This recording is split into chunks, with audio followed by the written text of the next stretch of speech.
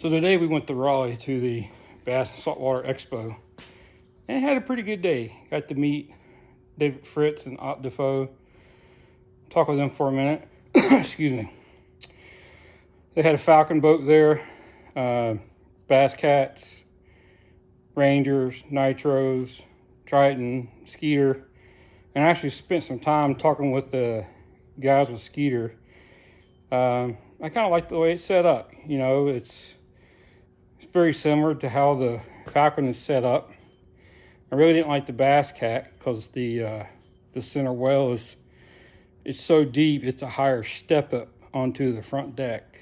I'm gonna be adding photos and small little video clips of that as well. But I also bought some products, a 3 for $10 on these spinner baits. This is at another vendor for $2.50 a piece. All these crappy jig heads, pack of mustad hooks, this little pack of crappie tails, and these 2 small umbrellas are all 99 cents each. And then he was selling Zoom for $1.50, I believe $1.50 a bag. So I bought a lot. Some horny toads in colors I hadn't seen before, some ultra wide speed crawls. I got a big bag of trick worms, some salty flukes, and then we walked around some more and saw another booth, and I bought these 2 jigging minnows for $1 a piece, some Suffolk line, and then there was another person selling killer deal on Rapula. They were $4 a piece. So we got some Rapalas here. Got this topwater bait here. My father-in-law, he picked up some mustad hooks. He bought some buzz baits, some vibrating swing jigs from 911 Custom Lures. I'm sure I'll get to capitalize and use some of them. And then we each got a crappie rod, the Dave's Crappie Buster. It's a 9-foot 2-piece. Picked up for $18. Has a reel, 5.2 to 1. So I figured that was a pretty good deal. So I've been wanting to get a fiberglass rod for cranking, and I've been looking at the Enigmas, and they had some, so I picked up a couple. This here is the Atomic 29 cranking series. Both of them are 7-foot medium heavy. This one is a hybrid, part fiberglass, part graphite. And this is their E-glass, it's all fiberglass. And then we went by a booth, a guy was selling some quantum reels. So picked up 2 quantum reels, $15 a piece. I know they're not the best, but it'll get me started. So all in all, I had a great day.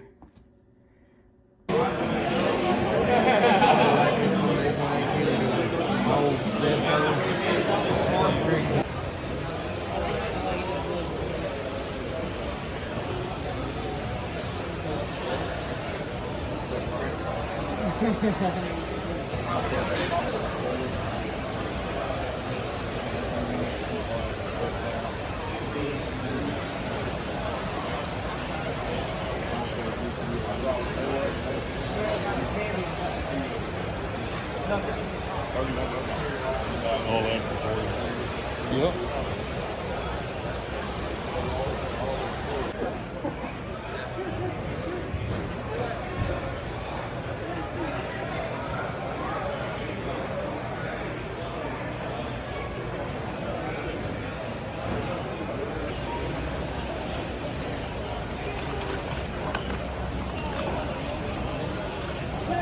No, you got to flip a 180.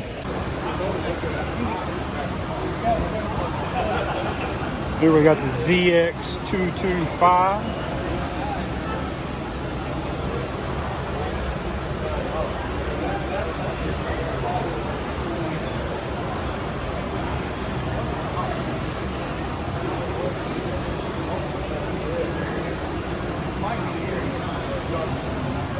Definitely like this back setup.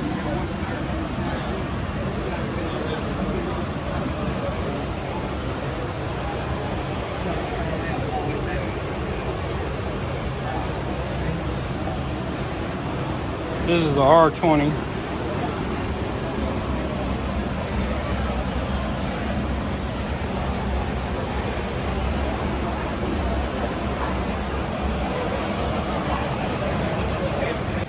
This bait is probably going to replace a square lip.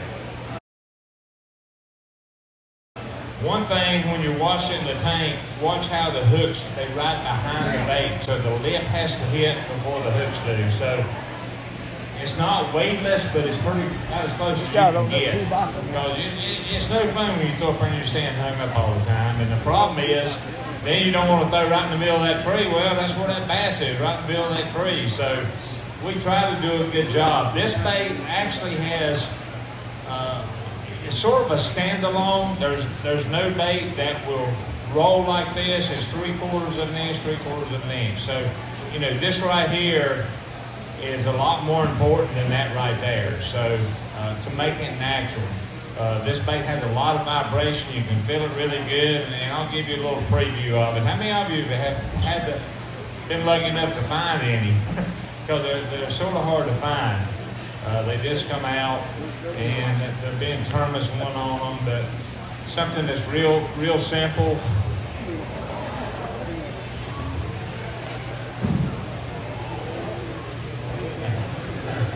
So you like that?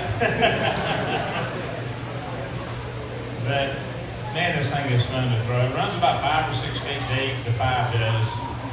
And this is a bait. Pay attention to where the hooks are, and pay attention to the action that it has, because there's nothing that's got an action like this. I'll land it a little slower.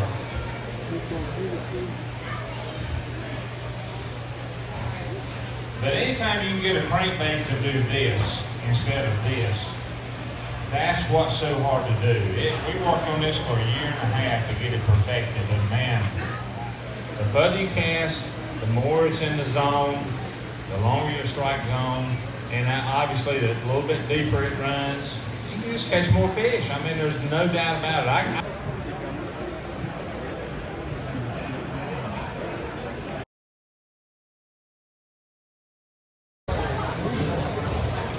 That's why he was taking that bait. They ain't fed for 3 weeks.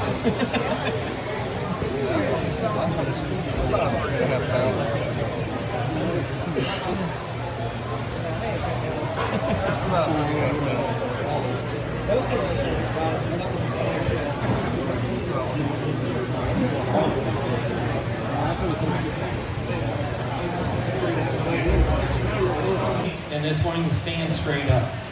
This is a little bear worm from Plume Plastics over at Profound Outdoors. The sinking rate on this worm is very minimal. So when it hits, you will see this bait. It'll hit, it'll stand straight up, and then you'll see that tail fall. That's what you want your bait to do when you're fishing a shaky head. All right, so let it sink, and you see how slow that tail falls? You want to hold your rod tip up and work it across the bottom, and just shake the rod tip to get some movement going through that plastic worm. This is a 5-inch stinger in the color Voodoo by Deep Creek. I'll let y'all see. Since you got it first, sir, I want you to open up the bag and tell me what you smell. Garlic, right? All of Deep Creek lures, when you open them up, that's the first thing you will smell. They have some of the best garlic scent on the market in their plastics. As you pass it around, give it a smell and see what y'all think, but it's strong. The scent is used to cover up natural oils that come out of your hands, as well as to entice a fish. So this is a drop shot with that 5-inch stinger bait.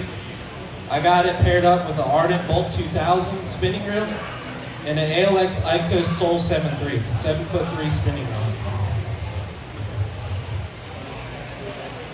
And as you can see already, they're coming after. But with the drop shot, you want to let it go. He's got it. Let it go. See, I didn't even do nothing and he went after it. So on a drop shot, what it is it's meant to keep your bait off the bottom, and also the slightest movement of your rod is going to cause a vibration in your bait. So you want to keep it rod tip up. And if you watch my hand ever so slightly, the only bad thing is you got an exposed hook, so we'll get caught up with some. Now, one guy fell in a couple of years ago. I don't want to be that guy.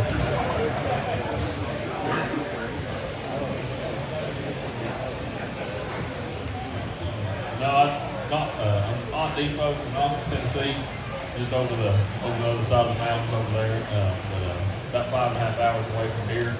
Got to fish over here in your all's area for the first time back this spring in the Bass Tour. Yeah, the hand needs to go to your all's lakes around here. I mean, those are some really, really special places. I had worked this show 3 or 4 times in the past 5 or so years, and had heard, man, you all need to come here. You need to go fishing on those lakes. We've got some really special places. And I'll be honest in saying we hear that a lot, and a lot of times I end up getting disappointed. But we were definitely not when we came here.